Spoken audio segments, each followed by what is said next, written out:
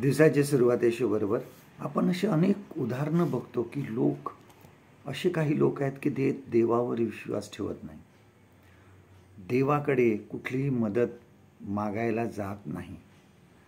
त्यांना असं वाटतं की आम्ही खूप मोठे आहोत, आमच्याकडे पैसा आहे, आमच्याकडे सर्व गोष्टी आहेत, त्याच्यामुळे देवाची आम्हाला गरज नाही.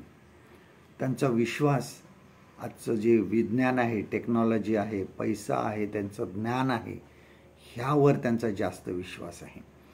मध्यंतरी एक मी चित्रपट बघितला होता आणि त्यामध्ये असं दाखवलं होतं की एक बाई तिच्या पैशावर तिचा जास्त विश्वास होता, तिचं शिक्षण जे होतं त्याच्यावर विश्वास होता. तिचा मुलगा एक दिवस खूप आजारी पडतो आणि ती डॉक्टरांना सांगते की मी सर्व काही करायला तयार आहे, मी शक्य असेल तर फॉरेनवरून पैसे मागवा, औषधं मागवा, पण मी सर्व पैसा द्यायला तयार आहे. परंतु शेवटी डॉक्टर तिला सांगतात की नाही, तुम्हाला सर्व काही आहे पण आता आम्ही काही करू शकत नाही, तुम्ही देवाची प्रार्थना करा.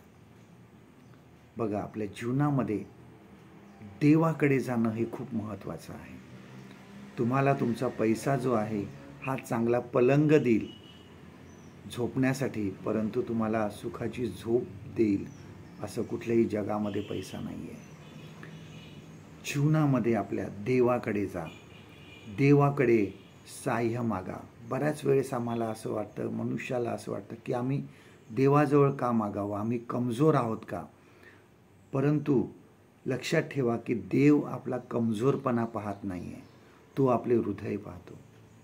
तो मनुष्याचं पश्चातापी हृदय बघतो आणि तो देव आम्हाला मदत करतो, आम्हाला साह्य करतो, कारण तो आमच्यावर प्रीती करतो. तो आमच्यावर प्रीती करतो.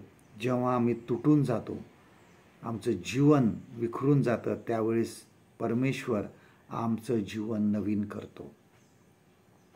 आजचं देवाचं वचन आपल्यासाठी हे आहे, स्तोत्रसंहिता 136 आणि 23वे वचन, Psalm 136 and verse 23.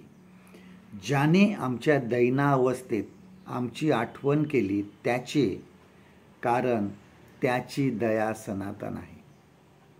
परमेश्वर करो आजचा दिवस तुमचा आशीर्वादित करो.